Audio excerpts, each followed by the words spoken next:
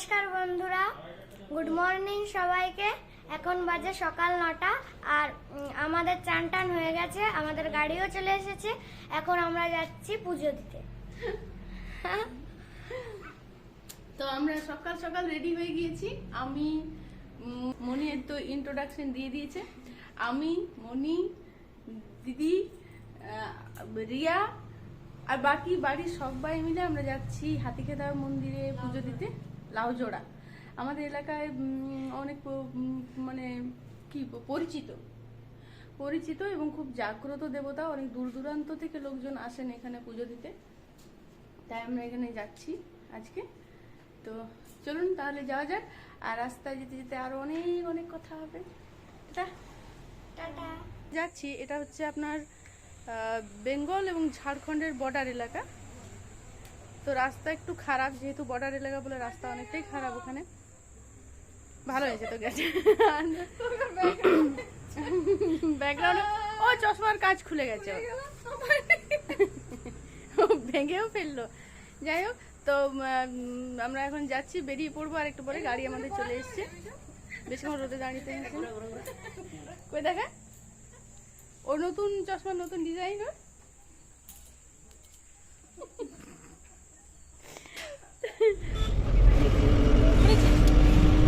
আমরা আসছি সবাই।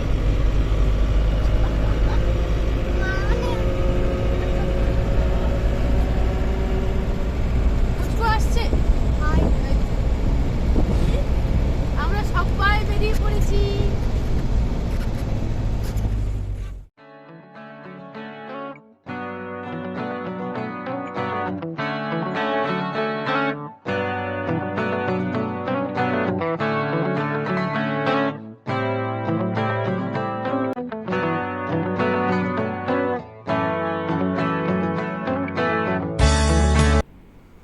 আমাদের গ্রামের বাড়ি থেকে হাতিখেদা ঠাকুর মন্দিরের দূরত্ব কিন্তু খুব বেশি নয়।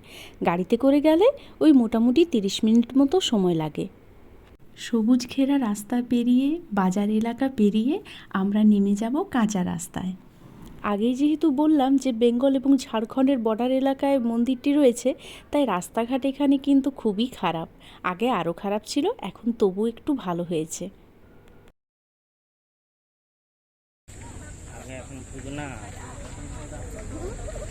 আমরা এখন পৌঁছে গেছি এখানে।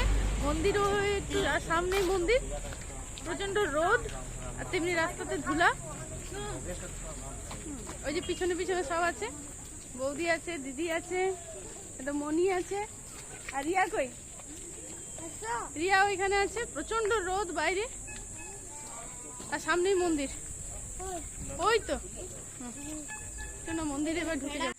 আর যে দিদি জামাইবাবু আর দিদির বড় ছেলে, মানে বড়দির বড় ছেলে, ও সামনে চলে গিয়েছে।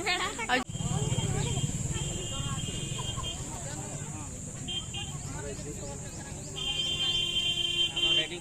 রিয়া সামনে যা,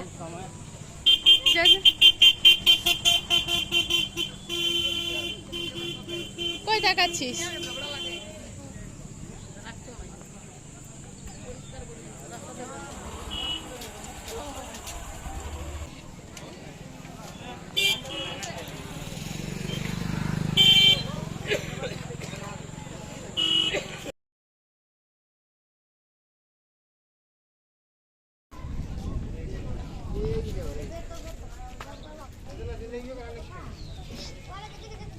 তো মন্দিরে ঢুকছি।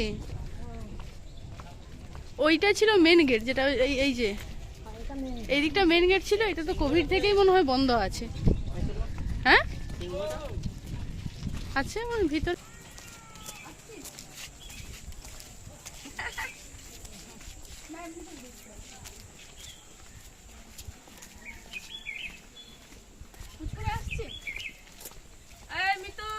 মন্দিরে আমরা ঢুকে গেছি।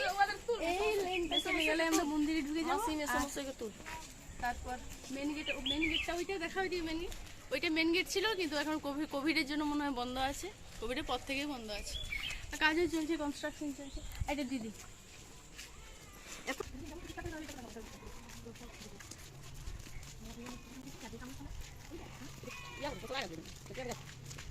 মন্দিরে অনেক কাজ চলছে মনে হয়, তো বালুর জিপি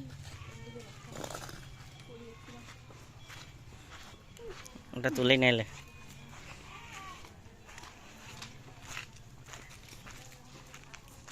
ওই দেখ মন্দিরের গায়ে লেখা আছে, মন্দিরের দরজায় শ্রী শ্রী হাতিখেদা ঠাকুর। এই হাতিখেদা মন্দির কিন্তু বহু পুরনো, অনেক পুরনো একটা মন্দির। আর এখানকার বিশেষত্ব হলো যে এই মন্দিরে কোনো দেবদেবীর পুজো হয় না, এখানে পুজো হয় হাতির। তাই মন্দিরের ভেতরে গেলে দেখতে পাবেন যে এখানে অনেক রকমের হাতির মূর্তি রাখা রয়েছে, যেগুলোকে দেবতারূপে পুজো করা হয়। এই মন্দিরটি পাহাড় আর জঙ্গল দিয়ে ঘেরা, তাই এখানকার প্রাকৃতিক পরিবেশও কিন্তু অপূর্ব। আর পাহাড় বলতে এটা হলো দলমা রেঞ্জ। এই মন্দির সম্পর্কে আরেকটা বিষয় কথিত আছে যে সামনেই যেহেতু ঝাড়খণ্ডের দলমা রেঞ্জ, তাই সেখান থেকে সেই পাহাড় থেকে হাতি নেমে আসতো গ্রামে, যার ফলে ফসল নষ্ট হতো। তো সেই হাতি ঠাকুরকে সন্তুষ্ট করার জন্যই কিন্তু এই দেবতার পুজো, এবং এই দেবতা খুবই জাগ্রত। তবে শুধু এটা এখানের জন্যই নয়, আমাদের এলাকাতে হাতিকে দেবতা বলেই মনে করা হয় এবং হাতির পুজোও করা হয়। বিশেষত যে সমস্ত লোকজনেরা পাহাড় এলাকায় বসবাস করেন তাদের কাছে হাতি কিন্তু ঠাকুর, তারা হাতিকে দেবতা বলেই মনে করেন। যাই হোক, আমরা মন্দিরে ঢুকে নিয়ে হাত পা ধুয়ে এবার মূল মন্দিরের দিকে চলে যাচ্ছি। আর মূল মন্দিরের ভেতরে কিন্তু ক্যামেরা অ্যালাউ নেই, তাই সেখানে আর ভিডিও আমি করিনি বা করতে পারিনি।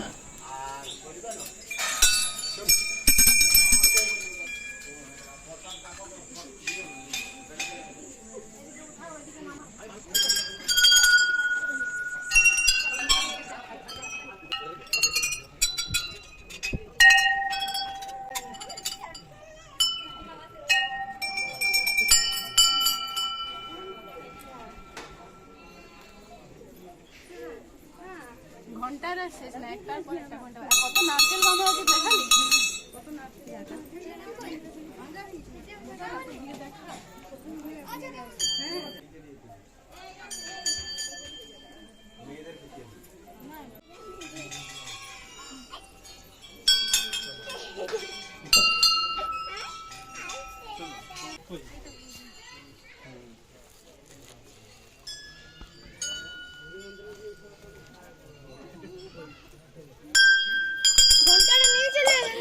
না রে, আমাদের পুজো দেওয়া কমপ্লিট, আমরা এবার এখান থেকে বেরিয়ে যাব। আর এই ঠাকুরের আরেকটা বিশেষত্ব হচ্ছে যে এই পুজোর যে প্রসাদ সেটা কিন্তু মেয়েরা খায় না, এটা শুধুমাত্র ছেলেদের জন্য। বাড়ির মেয়ে সদস্যরা এই প্রসাদ খাবে না। আমাদের পুজো দেওয়া হয়ে গেছে। আর কত নারকেল বাঁধা রয়েছে দেখুন চারদিকে, এগুলো সব যারা মানসিক করে তারা এটা বেঁধে দিয়ে যায়, প্রতিটা জায়গাতে আছে।